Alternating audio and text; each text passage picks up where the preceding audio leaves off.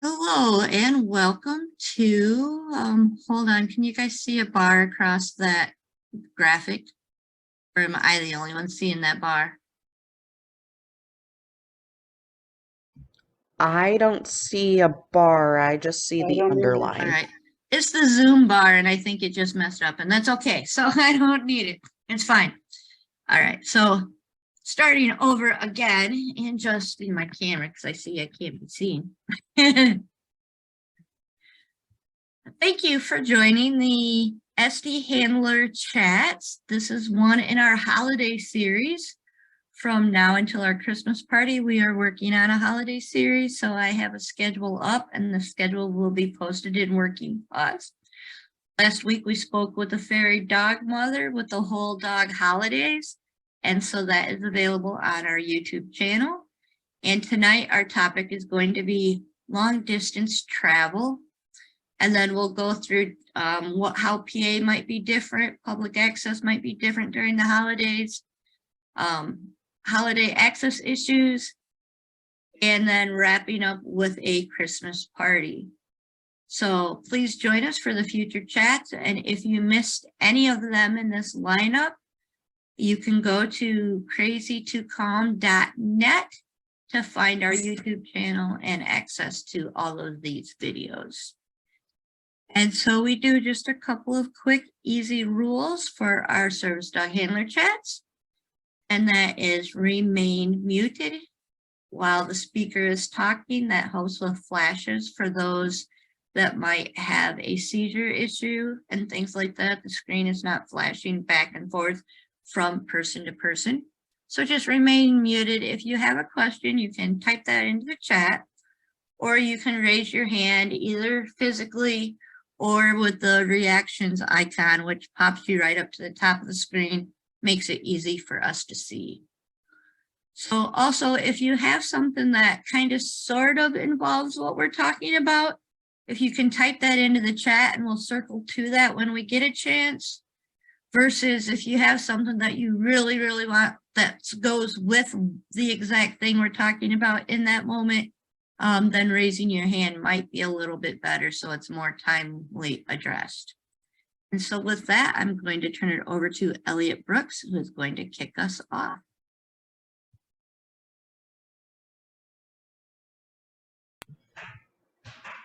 Hello, so we're going to cover various topics today, all about traveling long distance with your service dog. And in this talk, we're going to cover things such as different modes of transportation, as well as other aspects of travel that people might not necessarily think of right away, such as lodging, different types of lodging, as well as different state laws that may pertain when traveling with a service dog in training. Um, First thing we're going to start off with is the big one that most people are probably thinking about most often during this time, which is flying with a service dog. Um, Flying with a service dog does require you to fill out the appropriate transportation paperwork and that your dog be a task trained service dog. Um, there are people who will try to bring service dogs in training as long as they have a task fully trained through the airport and onto planes, and to each their own, but the airport is a very intense environment and not one to be taken lightly for people who are not prepared. Um, you are allowed to pack a bag with your service dog of your service dog's items, and that counts as that is in addition to your carry-on luggage and personal item, as that's your usually is going to be things that are needed directly for your service dog. When you go through security in the airport, you have a couple different options. Your dog either needs to be able to go through the gate with you and not go, throw off the sensors. which means traveling with a metal-free harness, leash, and collar, and whatever gear you're using to go through the airport, or your dog will have to be patted down by security, or you can go through without your dog and have your dog follow follow after you. Um, these are different options for going through security. Some people try to get very special, and they're not super special, but like biothane or leather with plastic clasps to go through security with. But again, this isn't required if you're confident enough that you're secure, that your dog can wait for you and follow you through after you go through the security sensors, and that your dog will not be affected going through that. If that's something you want to do because you can't afford to purchase new gear for your dog, a really great place to practice some of that would be at a local library where they have those sensors that you walk through with books. That's a really great place to practice that particular skill set of having your dog wait while you go through and then follow through if you don't have any other easily accessible metal detectors. Um, Courthouses are another one. Um, I know some schools will have those available, and they may be amenable to letting you practice, or police stations also have those available to practice at sometimes if you call ahead of time. But libraries and courthouses would probably be the most easily accessible options for most folks to take advantage of for practicing.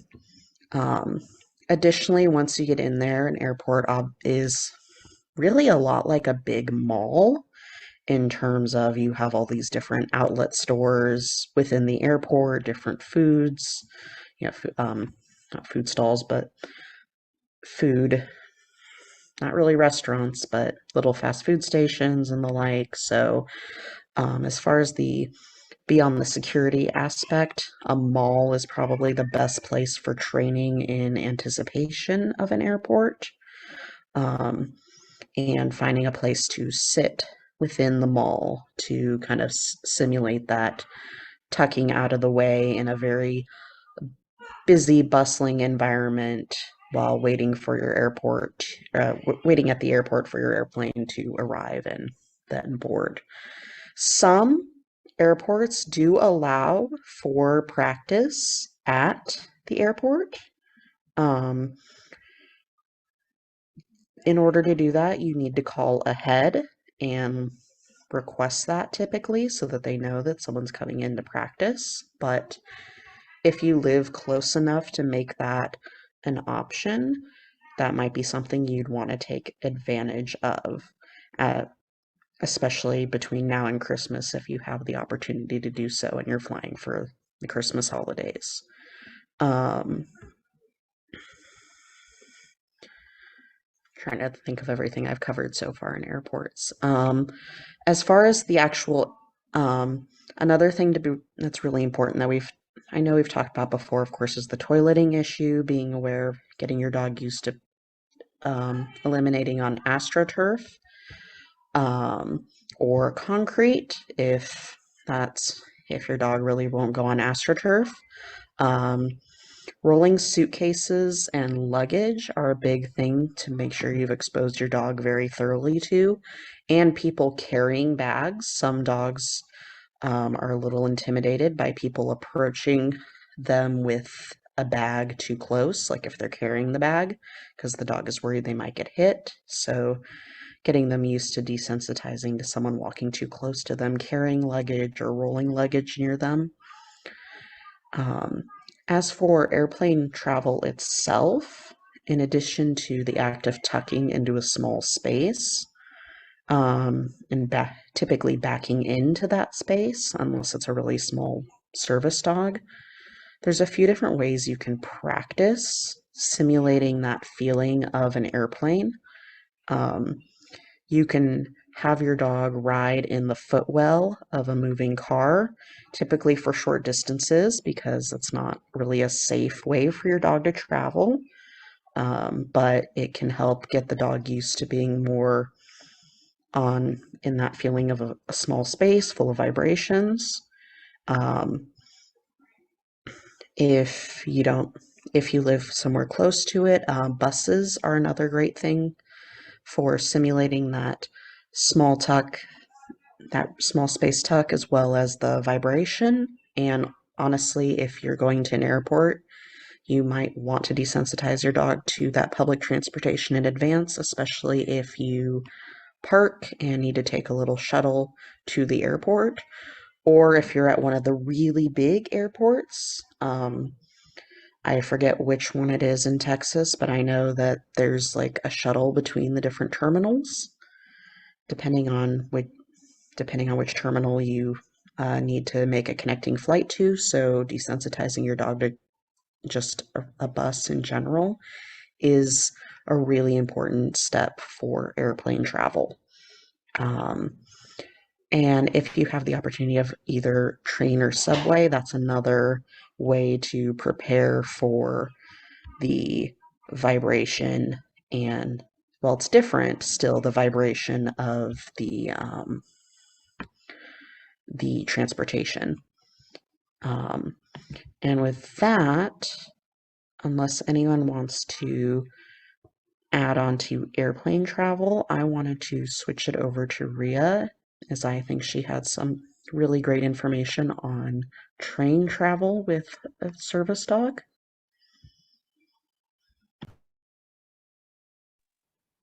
Oh, I just only raised my hand because I wanted to add to your bus thing. We don't have buses here, but casino shuttles make great practice for footwells because they're really small. And that's where we do our practice. And they're free, which is always nice. Because we have to go to Phoenix for sorry. He has to stay off me. It's vitally important right now. So sometimes I have to clap my hands at him because he can literally kill me right now with his 80 pounds and jumping. His first handler, unfortunately, taught him to jump as an alert. And we've spent 2 years untraining that. And sometimes he forgets, but he's very sweet. Anyway, so with train travel, my previous service dog, who unfortunately has crossed the Rainbow Bridge, was a very fearful dog. And it took a lot of working with desensitizing and conditioning. And in 2019, we traveled to Cleveland by car from Arizona. And it was a good adventure.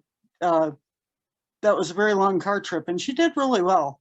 And she even went with me to the Rock and Roll Hall of Fame and to a very large museum. And we had some really good experiences back east. It's very different from here as far as how service dog teams are treated.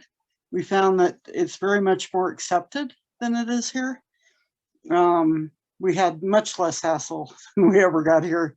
It was very nice traveling. Anyway, so coming back, we took the train, and it was supposed to take about 38 hours. It took about 46 hours, and that's a very long time for a service dog to travel. But Amtrak is very good about, at least in our experience, was very good about it. They do ask that you tell them in advance that you're traveling with a service dog. And I find that that's perfectly acceptable to notify them in advance. We couldn't afford to take a sleeper. They're pretty expensive, so we chose to sit in the handicap car. The nice thing about that is that you can ask, if you're traveling with a service dog, to have an entire row to yourself. The rows in the handicap car are 2 seats, not 3. And so Shasta and I had the row to ourselves, which is wonderful. Your carry-on luggage, in fact, all your luggage, if you choose, which I did, can be with you the entire time. Your dog has room to stretch out. you have room to stretch out. It really made the trip a lot less stressful than having someone next to me would have been, especially for that long of a trip.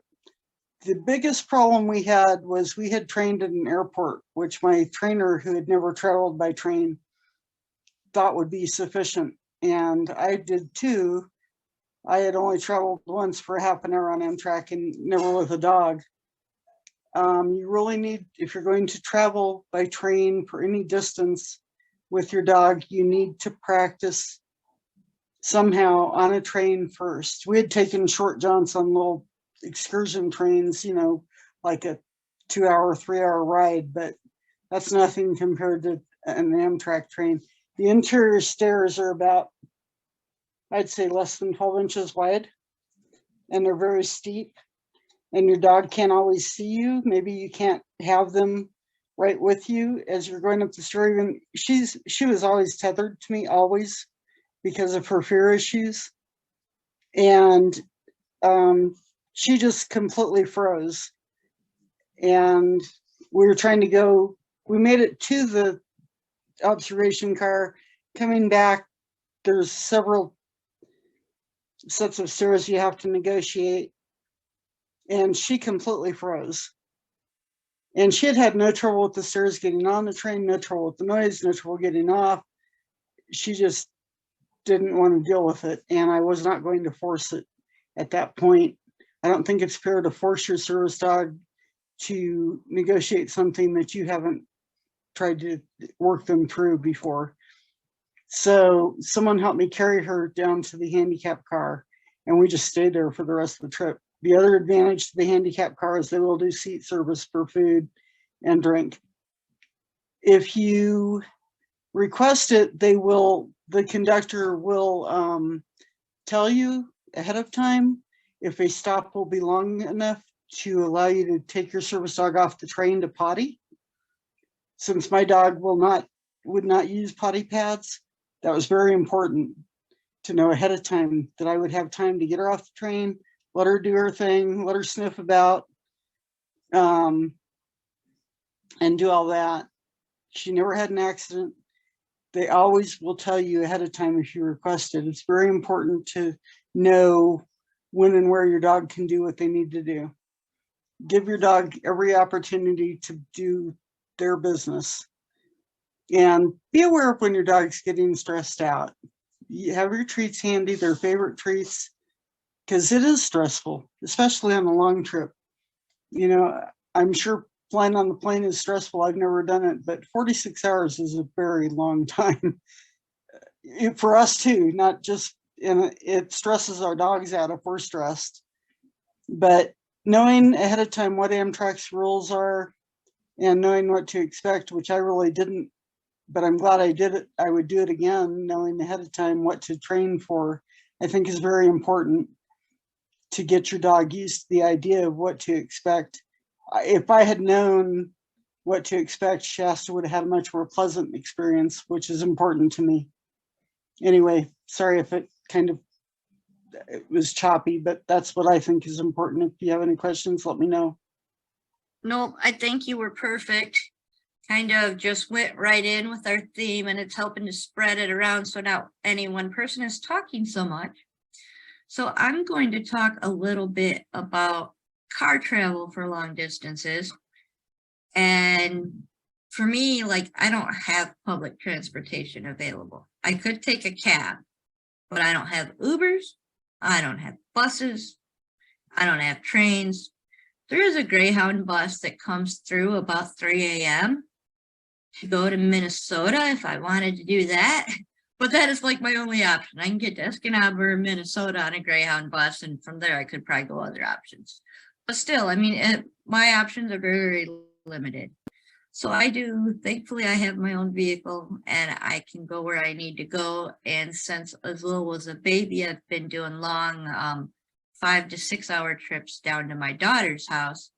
So he's quite used to it. But I get tons and tons of calls from clients that went out of town because their dog loved the car and that half-hour ride to the grocery store or whatever, or even a whole day full of shopping in and out of the car all day long. And then they do a long trip, and between about an hour and a half in, the dog is now all of a sudden anxious, chewing on stuff, digging at the seat, can't lay down, can't settle. And it completely surprises people. And there's a bunch of different factors that play into that, which we could go into all of that, but my main goal is going into what helps.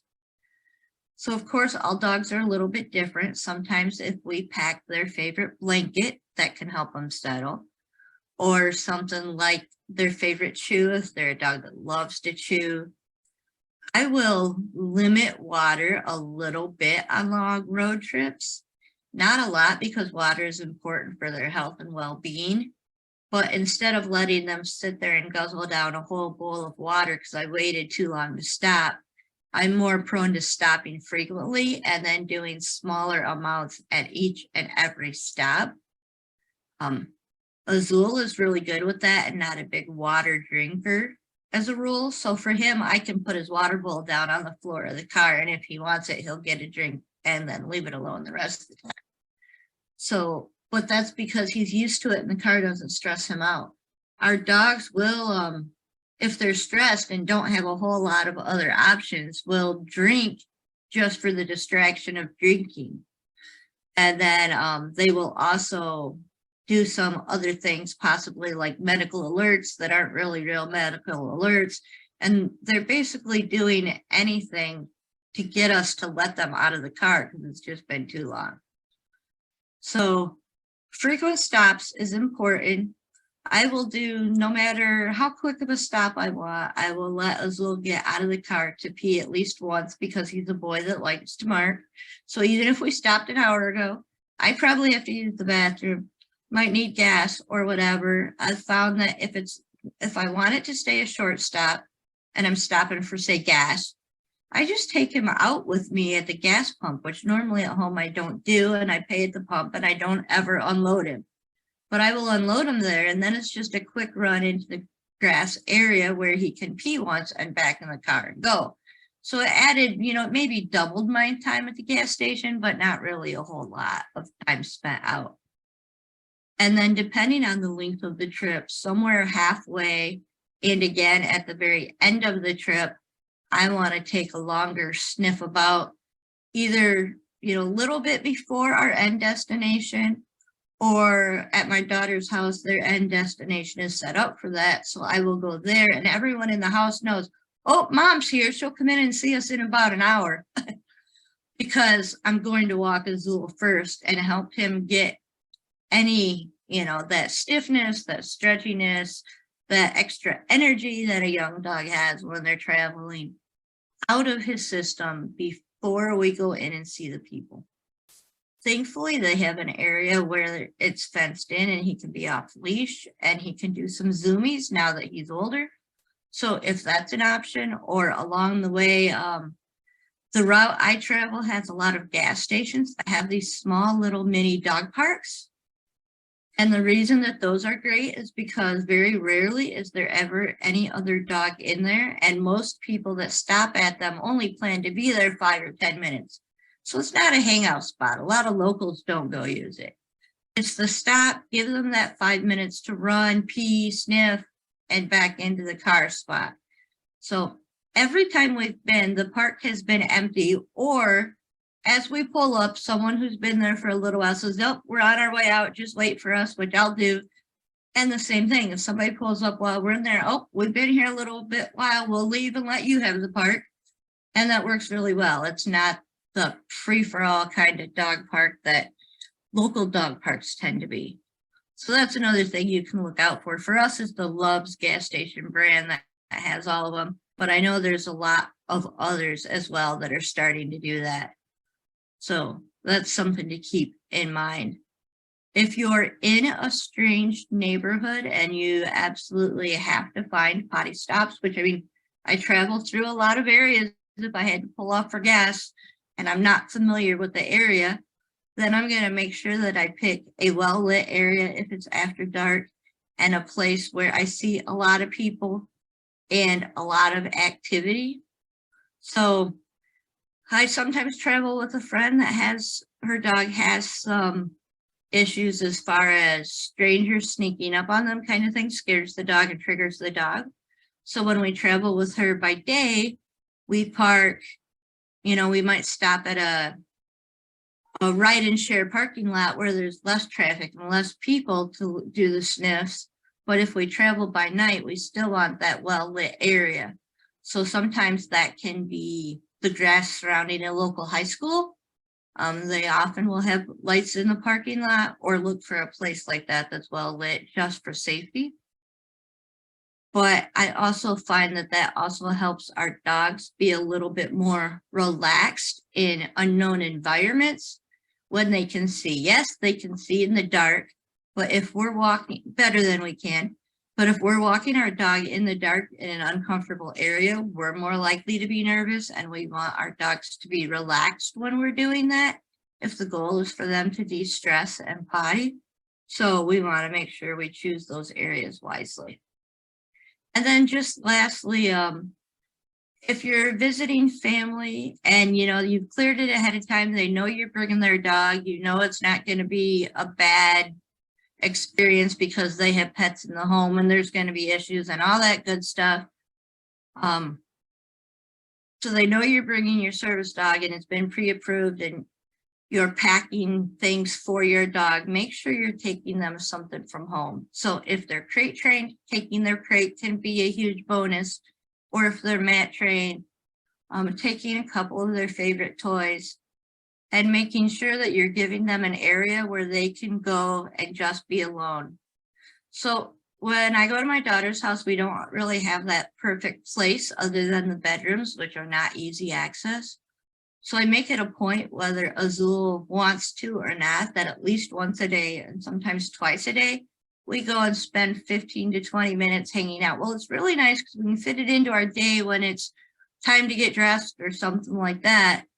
But also we will just chill, and it helps get away from the active part of the house. And it's really important for our dogs if we're going to stay in a family member's house kind of long term. So more than just an hour or so for dinner, but we're going to be there overnight. So we really want to think about that. And then lastly, if we're not staying with a family member and we're staying in hotels, there's a couple of important safety things. So there are a lot of different preferences among service dog handlers as far as, do you pick a pet-friendly hotel or a non-pet friendly hotel? Me personally, I pick a pet-friendly hotel. I will let them know it's a service dog because that way they're not supposed to charge you a pet fee.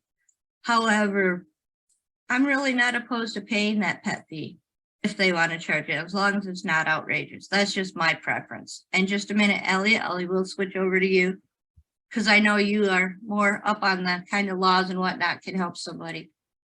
But the reason that I like the pet-friendly hotel is that then I don't have to worry about going through a door perfectly with my dog behind me like I would go into a store versus, if there happens to be somebody else. If there's somebody in the hallway that wants to say hi to my dog, and Azul loves people.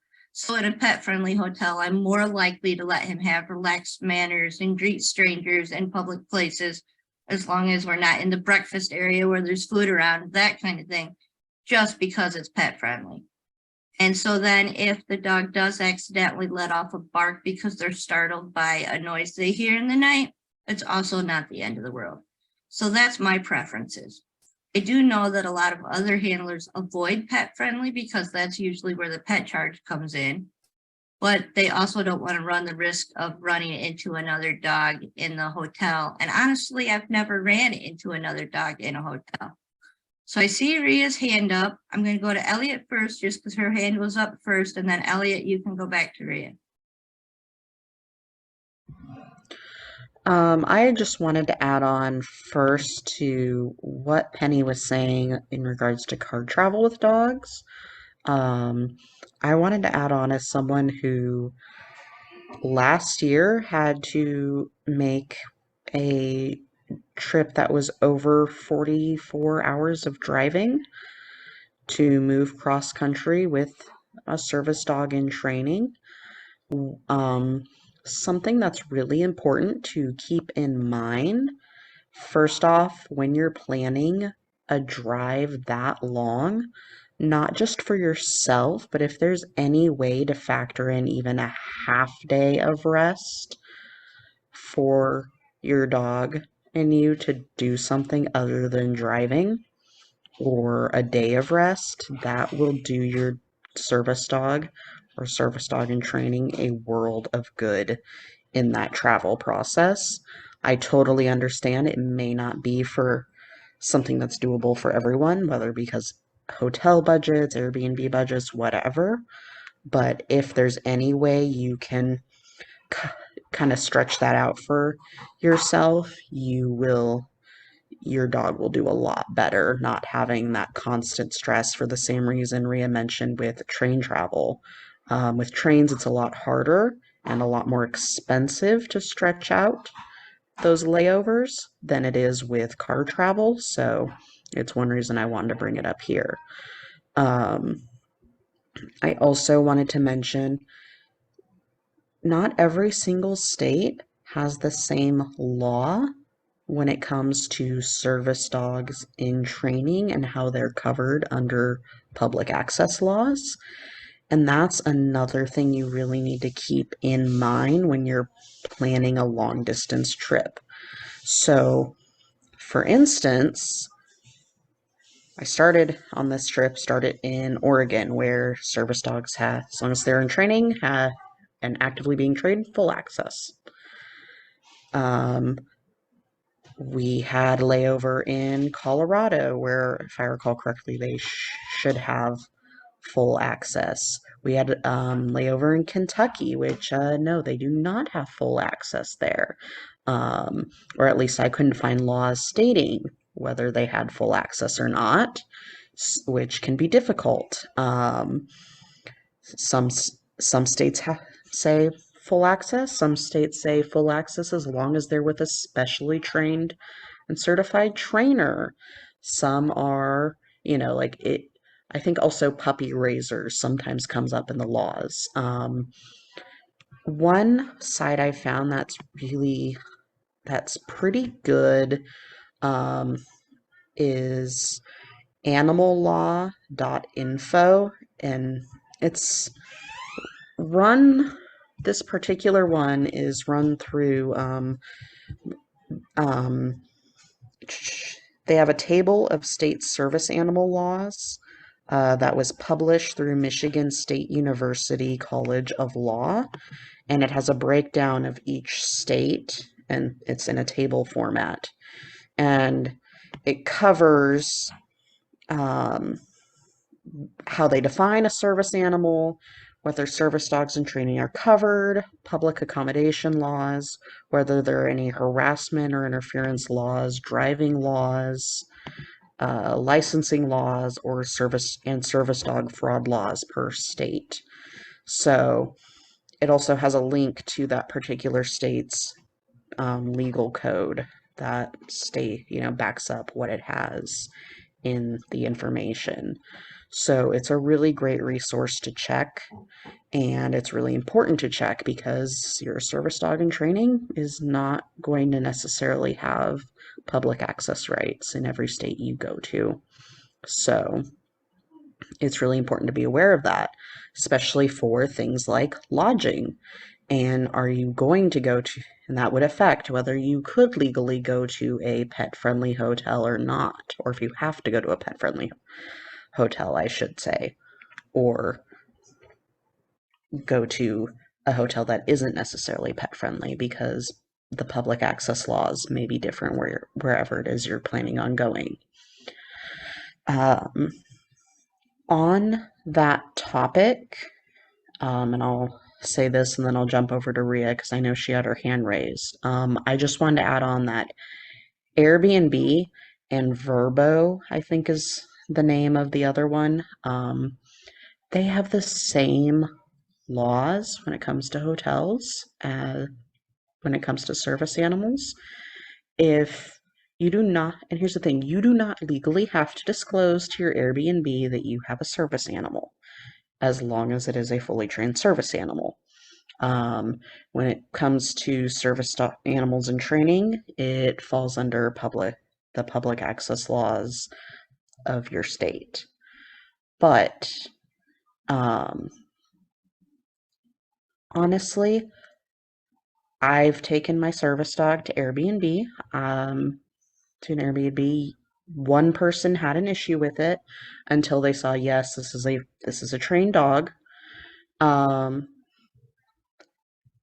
And that was, that could have been an issue for us. I'm not going to lie, except for the fact that my fiance happened to work in disability services for many years and knew exactly how to talk, and it did not get blown up into an issue.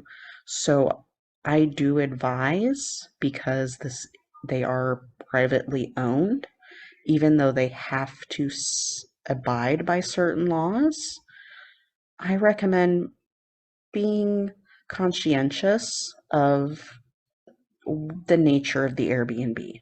There are some Airbnbs where it's an apartment, like it's the basement of a house, like a furnished basement or a furnished attic, and the person who owns it, lives downstairs or upstairs. I wouldn't want to take my service dog there personally, just because that would open me up to a problem if the person decided to, say they don't want to have dogs, they don't want to believe you that it's a service dog, etc. I wouldn't want to deal with that headache personally. So I would avoid those types of Airbnbs. If it's an Airbnb with a shared yard with the person who owns it, I would probably avoid that for the same reason. If it's an Airbnb and that's like not in that situation and I have plenty of space from the individual in question, I would have a lot less of a hesitation bringing my service dog to that Airbnb, because I'm probably not going to have any issues. The time I had problems, the person's mother lived in the upstairs unit and she noticed there was a dog. So the, while it's not illegal, while legally they can't give you a problem, it's just something to keep in mind in the back of your head, to think, well, I might want to avoid these situations just to prevent problems. Rea, did you want to add on anything?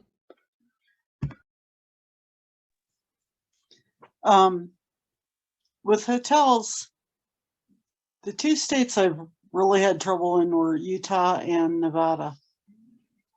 And Utah, it was the smaller towns where I really had trouble. And to be honest, I just found it easier to go 60 miles to the next hotel. It wasn't worth arguing with them. They're lost. They didn't have anyone staying in the motel, and we went on and stayed somewhere else. And they lost $100, which they obviously needed with no one staying there, but they didn't want our business. So sometimes you're too tired to argue. Perhaps I should have, but sometimes it's just not worth it. And yeah, I did know the law ahead of time and I could have argued it, but sometimes you're just too tired. I get tired of arguing with people sometimes. Nevada, I've stayed in hotels inside Las Vegas and not had any problem. We went up there in 2021 to take my sister-in-law out for lunch for her 82nd birthday. And we stayed outside of Las Vegas because of the COVID thing, thinking it would be safer, in a well-known hotel that we had stayed in before. And they insisted that they didn't believe Shasta was a trained service dog, even though she was fully trained for 5 years, and put us across the hall from a pet that was vicious. And it took looking over my shoulder the entire stay, making sure that we weren't coming out into the hall at the same time as that dog. The owner, I don't blame the dog, I blame the owner. And that dog didn't belong in that hotel, pet or not. Any dog that has that kind of issue shouldn't be in any hotel. So really, The pet-friendly hotel can be a blessing, but it can also be a curse.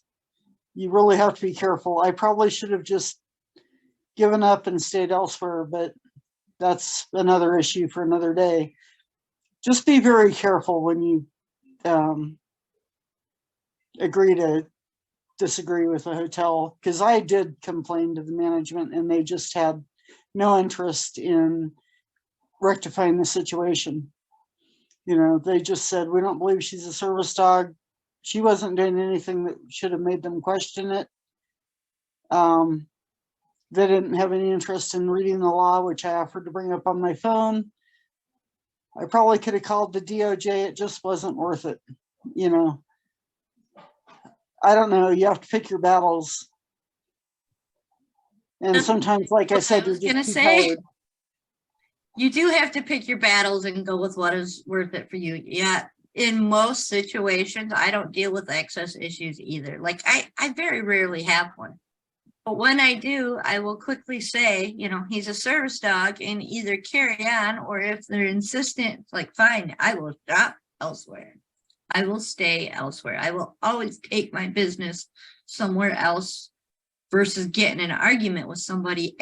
When you argue with them, then you're kind of crossing the line. So if you can't remain calm, you're better off just leaving the situation. That is a whole nother SD handler chat. Do you have anything else? I know I kind of cut you off there, Rea. Did you have anything else you wanted to add about hotels? No, I think like I say, I would just be very cautious with hotels and other accommodations, because a lot of them don't know the law and they don't care to know the law, especially the smaller ones. They can be very, very unwilling to compromise. That is a question kind of to put out to the group. And that's a big one. When you're going someplace, it always comes up in the chats. Do you let them know ahead of time you're bringing your service dog? So if you're going into a hotel, if you're going into an Airbnb, stuff like that, even if you're, you know, we know that air travel and train travel, they do require that you let them know ahead of time. And that's one thing. Right. But in a lot of places, it's not required. And some people even go as far as before going into a store calling to see if they allow service dogs, or especially service dogs in training kind of thing. Right. And so it's kind of that fine line of no place that sells food can legally give you permission to train if your state laws don't cover that access. So it doesn't matter if you're going into a family-owned restaurant that loves dogs and says, sure, you can bring your service dog in training into that restaurant. If you're in a state that does not provide access for service dogs in training, it's still against their health code in that situation. Mm-hmm. So you can't take permission based into account. But for me, it's more the decision of, do you look at it as a courtesy to let them know ahead of time? Or do you look at it as, I'm going to wait till the moment because that way I have the law on my side and they can't turn me down and I don't have to hassle with it ahead of time. So opinions, and I will kind of just do mine and then we'll work our way around the room going to Elliot and Rea and Ashlyn. So my opinion is I will let them know ahead of time that I'm bringing a service dog, especially if I'm doing a hotel. Because one, the day I show up, I do not want to be surprised by an access issue challenge. I try to get there, I don't have the spoons. So if I let them know ahead of time and I make sure it's noted in my file and that the general manager knows that I'm coming with a service dog and all of that, then I feel much more comfortable walking in with my service dog, whether it's pet friendly or not. It's just that feeling of comfort walking in, not expecting an access issue. Granted, you might have a staff person that doesn't know the laws or doesn't understand. And that's why I say if the general manager knows I'm coming, because then you have when that staff person tries to refuse access, you can say, I've already talked to your manager, contact her.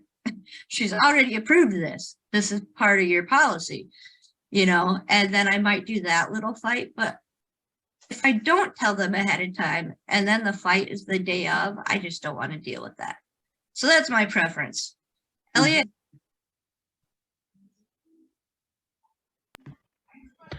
So when it comes to lodging, I don't, except the one case where we did was when we stayed at a hostel and we just asked, hey, what would your policy be on bringing a service dog?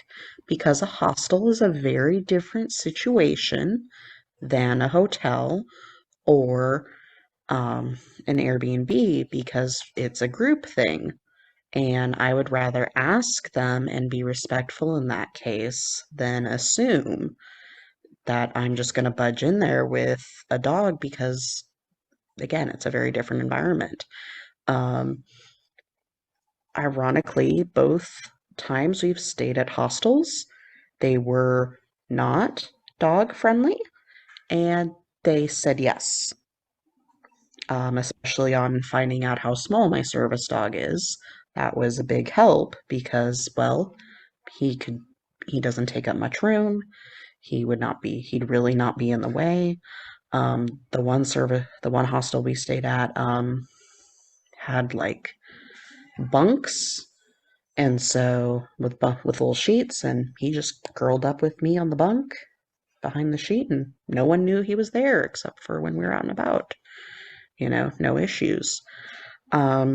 But when it comes to hotels and Airbnb, I do not, generally speaking, because the law is the law, and I am willing to have that fight if it comes to it personally, because I can stay calm in that situation. But also, like I said, it's the law, and worst comes to worst, fine. I'll find somewhere else to stay. Most places I can find somewhere else to stay. Um, you know, if I had to sleep in my car at a rest stop, I would sleep in a car at a rest stop. Personally, I don't care. I can manage that if I absolutely worst case scenario had to. Um, for some things, I do notify that I bring a service dog, though. When I went to a um, sh- a show, a live performance of my podcast, they asked, "Do you have any accommodations that he may need?" I let them know, "Hey, I'm bringing my service dog." Um, because they opened up that space to let them know. And so I did, especially because this was not just going to be tickets for the show, it was also tickets for the meet and greet. And so I wanted them to be aware that, hey, there's also going to be a dog present. And so in that case, I did choose to give them that heads up, just so that they were aware that a service dog would be present. And they were completely fine and welcoming of that particular statement and let me know, like, "Oh, cool, we're excited to meet you and your little buddy," totally fine. But lodging, usually no. That was When a very valid point too. Unusual circumstances is where I really want to do it. And so like one of the big things in our area in the fall is pumpkin patches and stuff like that. And again, they're small businesses. They are usually family owned. They don't know laws. And the bigger thing that I want to know there is, do they have a farm dog? And is that dog generally off leash? So I would much rather say, yes, I have this accommodation. Is it okay? And I probably won't go if they tell me no, but at least that way I know what to expect. And, or is it possible to have your dog in the house on this day and this time? That kind of thing, to see if we can reach a mutual agreement. Rea?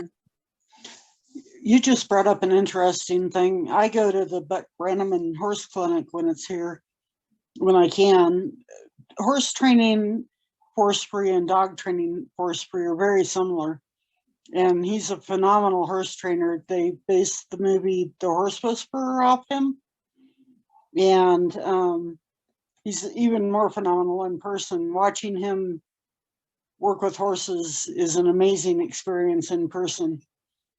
And $30 to watch for a day is worth just watching him dance with a green horse while he's waiting for the rest of them to saddle up and stuff. He spends 30 minutes just dancing with his horse. And anyway, the first time I took Shasta, and like I say, she's always tethered to me, or always was, because she had issues. And I learned a lot from dealing with her issues. I don't regret a minute of it. Would I train her again? No, I would not. But I think you learn from a dog that has issues.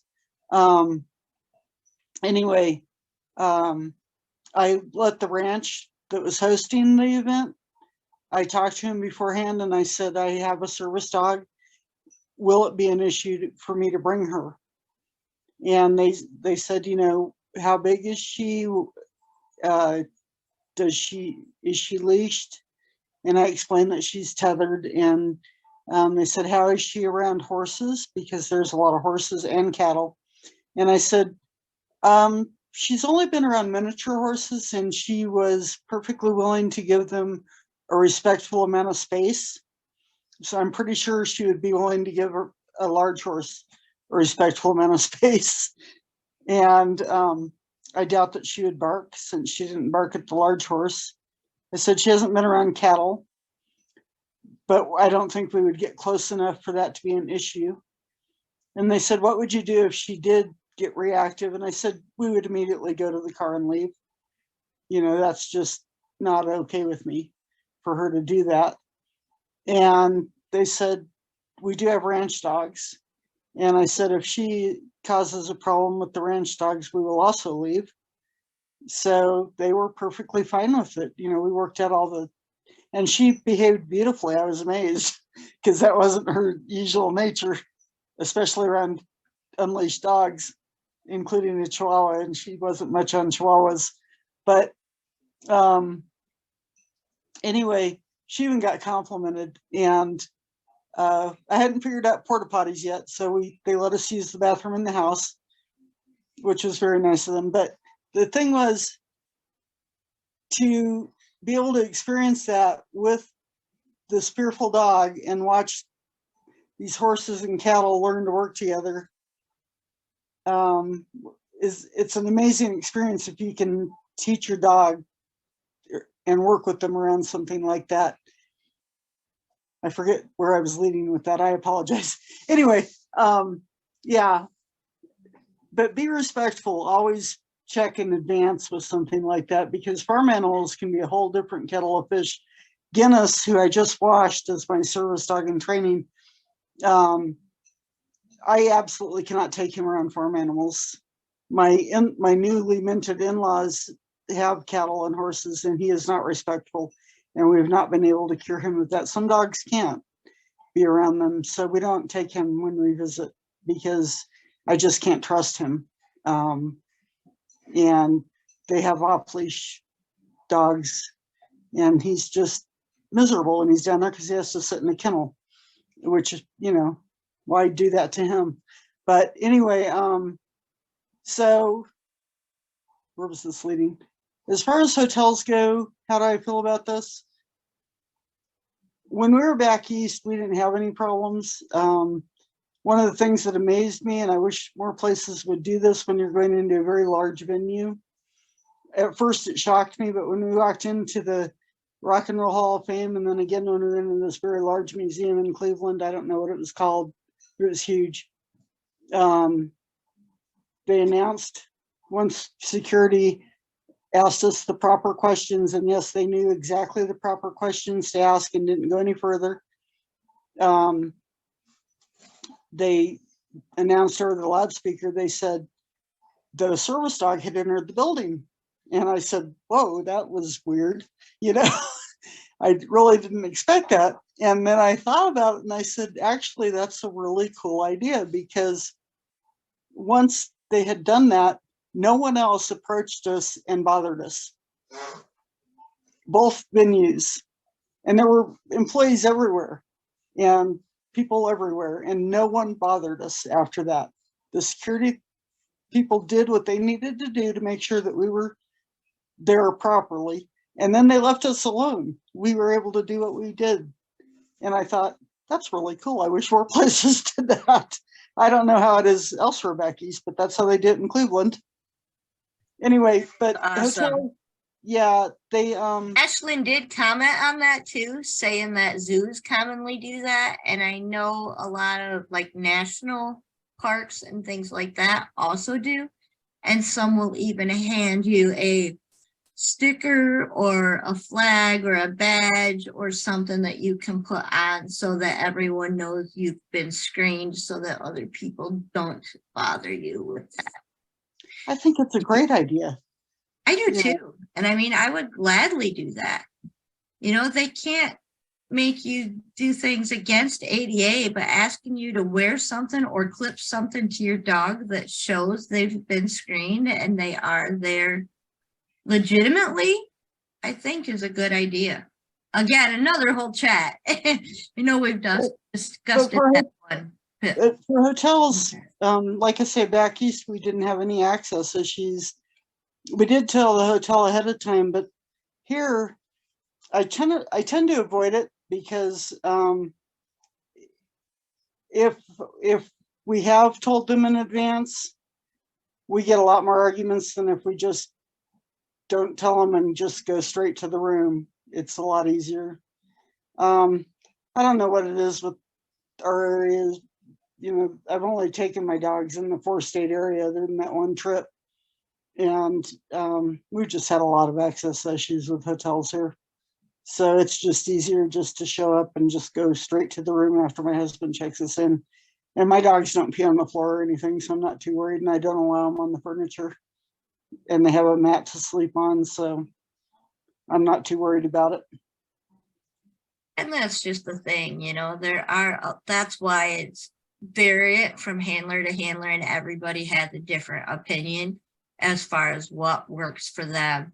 So Ashlyn did also want to say that she does not let hotels know in advance, but they do also usually pick pet-friendly hotels as well. But yeah, that is a huge issue that people ask over and over again. And I'm like, you have to decide, you know, where are your priorities? What are you doing? It might be different if you're traveling alone versus traveling in a family or, you know, with other people. If you're traveling with your husband kind of thing or partner or another adult, you know, so you know what their skill set is. And is this going to be an issue for them if we have to fight, or are they going to join in and help the fight kind of thing? And so all of that needs to be considered when you're traveling with a service dog. And the same as far as staying with family members. If you're staying in a private residence, family member's house, ADA does not apply to them because it's not a place of public accommodation. So there you do have to ask first. They have to know that you're coming with a dog and they have to be okay with that. Otherwise, you may have just drive 6 hours, 8 hours, 10 hours to turn around and drive back. And then you're going to be very mad at that family member for a long time. So definitely check ahead of time when you're dealing with a non-ADA place like a private residence. With that, I kind of want to wrap up tonight. And I do want to remind you that next week, it's an afternoon chat, so it's going to be at 1 p.m. But instead of Tuesday, we are pushing it back to Monday for the holiday Thanksgiving week. And there, look at my topic really quickly. We will be talking about PA and how that might be different during the holidays. I mean, we know that access rights don't really change, but there are a lot of things that we may do differently in the PA situation, in the rush of Christmas and all of that good stuff. So that's what we will get into Monday at 1 o'clock. Please join us. These service dog handler chats are free and open to anyone. Ashlyn, I see your hand. Oh yeah, she was adding in along with the zoos that Silver Dollar City does put a paw print sticker on the season pass. That way they don't have to screen them each and every time when they show that season pass, then it shows that they were pre-screened and are okay. That's a great idea. Really handy, especially if you're traveling with a service dog in training in a place that is covered with service dog in training laws. So that can be really extra convenience. All right, with that, unless anyone else has a last minute ad, I hope you all have a great night. Thank you.